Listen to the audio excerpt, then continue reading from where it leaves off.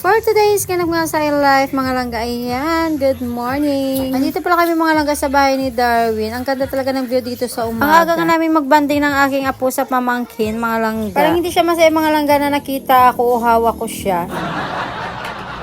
Kuramos daw damas talagang naranasan ko sa kanya, mga langga. Kung gigil ako sa kanya, mas gigil siya sa akin.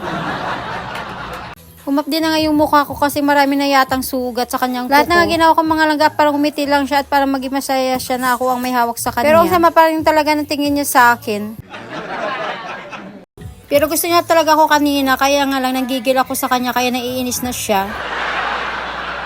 Binila ko nga siya ng sandas mga langga at kasyang-kasya talaga sa kanya. Pinalakad ko nga kaya lang naiinis talaga. Pinapahalata talaga na ayaw niya sa akin mga langga. Yung ngayon lang kami nagkita mga langga kaya pinanggigilan ko talaga ng husto. Ayun, naasar tuloy kaya ayaw sa akin.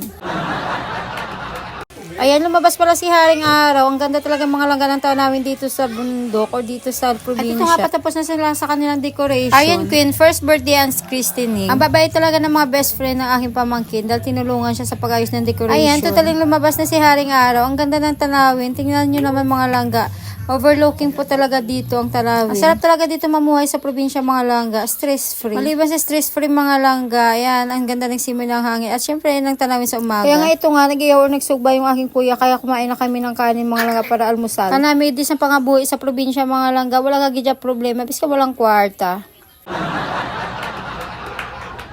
Ayan nga yung apo ko, hawak naman siya ng kanyang lola. Ayaw niya umalis sa kanyang lola. At ito na pala mga giveaways ni Aryan sa kanyang christening at saka first birthday. Effort talaga si mother niya. O, diba? Hindi pa rin sila tapos mga langga. Dahil ang bagal dito ng oras mga langga sa probinsya, ayan. Sila busy sa balon at kami naman. Busy naman ako sa pagtatali mga langga para sa lambitin. Ewan ko ba bakit ang bilis ng oras dyan sa Manila. Dito naman sa probinsya ang bagal ng oras. Dumating na pala yung pamangkin ko. At sa aming lahat siya palang naka-aura. Bihis na bihis. Pero pinatali ko siya mga langga sa lambitin. Sabi ko, ang ganda naman na nagtatali sa lambitin mga langga, sexy. Kaya sabi ko, wala kang ginagawa dyan. Ayan, magtali ka dyan. Ayan ko yung first birthday and christening. Ang ganda ng pangalan ng aking apo.